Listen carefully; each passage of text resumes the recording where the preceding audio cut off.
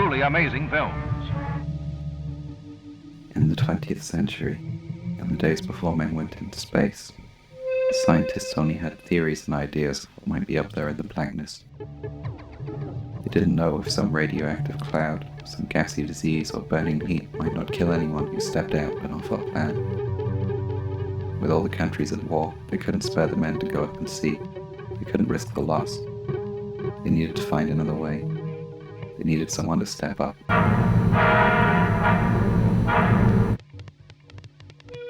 In America, a colony of rhesus monkeys, all named Albert, were among the first to rise to the challenge. Albert 1 was destined to never leave the launch pad as his V-2 rocket-powered craft exploded before takeoff. Undeterred, Albert 2 stepped up to the bar and became the first monkey in space, June 14, 1949. But he too suffered a terrible fate and was killed on re-entry, never to revel in the glory of his achievement.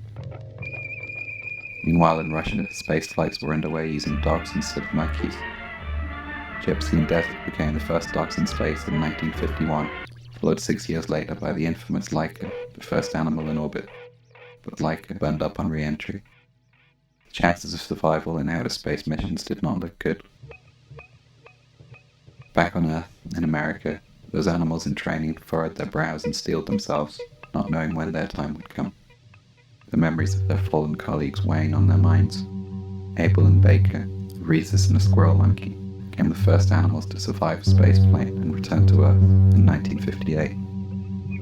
Abel sustained an injury in flight and died after 4 days of celebration.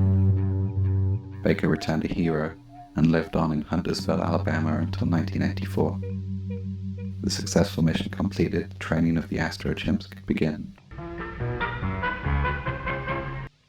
6 chimps were selected for their stamina, intelligence, and spirit, and trained intensively to become the Astrochimps. Of the 6, Ham was to be the most famous. He and his mate Minnie became the stars of the Chimpanzee division. 4-year-old Ham was a plucky young ape.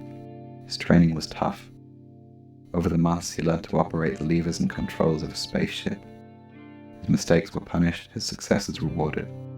Finally, he was ready. Dressed in a spacesuit and as ready as he'd ever be, Ham waved goodbye to Minnie and stepped forward. Ham faced his mission head-on, eyes turned upwards. In January 1961, he blasted off into outer space. He returned, suffering only a bruised nose.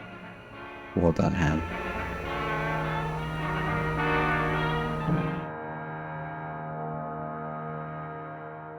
It was to be the first of his many adventures. Ham became the star of stage and screen and appeared in movies with Evel Knievel.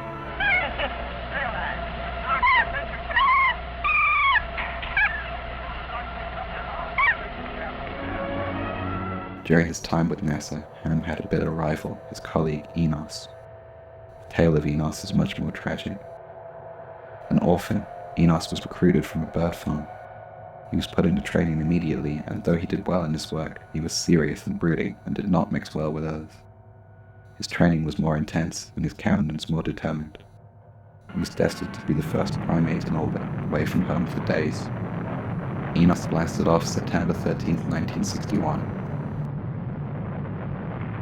He circled the planet twice before splashing back down. Enos returned a changed chimp. Gone was the brooding Enos of old. Those who met him on his return say he jumped for joy and then paraded in front of the humans, shaking everyone's hand. But his celebration was to be short-lived. Enos contracted dysentery and died within a year. An unfitting end for this brave chimp.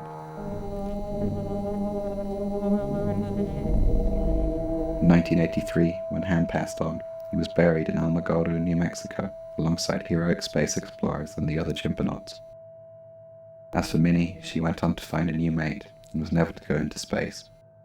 Minnie had 9 children and lived on until, in 1998, she died at age 41. She was the last of the Astrochimps.